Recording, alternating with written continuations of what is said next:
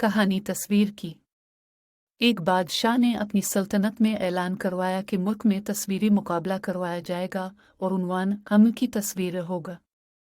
जो मुसव्विर सबसे अच्छी तस्वीर बनाएगा इसे कीमती इनामात व इकराम से नवाजा जाएगा।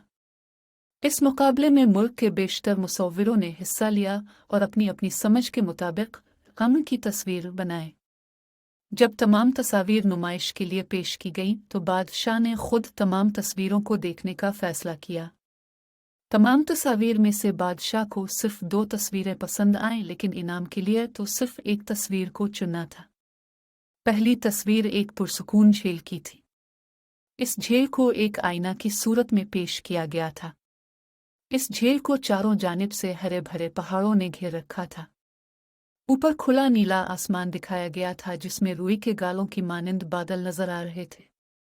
इस तस्वीर को देखने वाला हर शख्स यही कहता कि यह तस्वीर अमन और सुकून की सही तशबीह हो सकती है।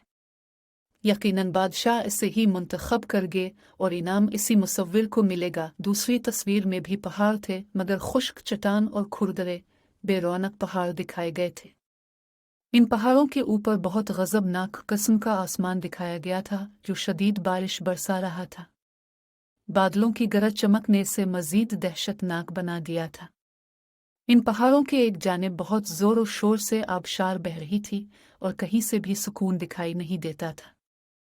लेकिन इस शोर मचाती आबशार के पीछे चट्टान में छोटी छोटी झाड़ियां उगी हुई थीं, जहां एक परिंदे ने अपना घोंसला बना रखा था और उन चट्टानों, दहशतनाक आसमान और शोर मचाती आबशार के बीच वो परिंदा निहायत आराम और सुकून से अपने घोंसले में बैठा था। आपके ख्याल में इनाम किस तस्वीर को मिलना चाहिए? बादशाह ने दूसरी तस्वीर को इनाम के लिए चुना, क्योंकि बादशाह के मुताबिक अमन और सुकून वो नहीं जो हालात के साथ हो, मतलब जहां ये तमाम परेशानी ना हो, मुश्किलात ना हो, कोई मसाइल ना हो, बल्कि अमन और सुकून वो है कि जहां ये तमाम परेशानियां और मुश्किलात हों और उन सब के दरमियान रहकर भी आपके दिल में सुकून हो। जिंदगी कठिन है, ये हमेशा मुंसिफाना नहीं होती। जिंदगी हमेशा वैसी नहीं होती जैसी हम चाहते हैं, कि जिसमें कोई दुख तकलीफ ना हो, काम ना हो, हर वक्त खुशी और इत्मीनान हो, सुकून हो। हकीकत इसके बरक्स है। किसी बुजुर्ग का कौल है, दानिया हमें खुश करने के लिए खुद को कभी वक्फ नहीं करेगी।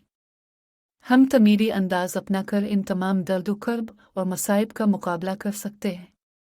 मज़ा तो तब है कि हम जिंदगी की उन सब हकीकतों को कबूल करें और अपनी सूरत हाल मज़ीद बेहतर बनाएं। अगर जिंदगी मुनसिफाना नहीं तो इसका यह मतलब हरगज़ नहीं कि यह अच्छी, सूदमंद और मसरत बख्श नहीं हो सकती। इन तमाम मसाइल के साथ रहते हुए भरपूर जिंदगी गुजारना ही सही जिंदगी है। कम सिकोदर हकीकत अंदरूनी कैफियत का नाम है।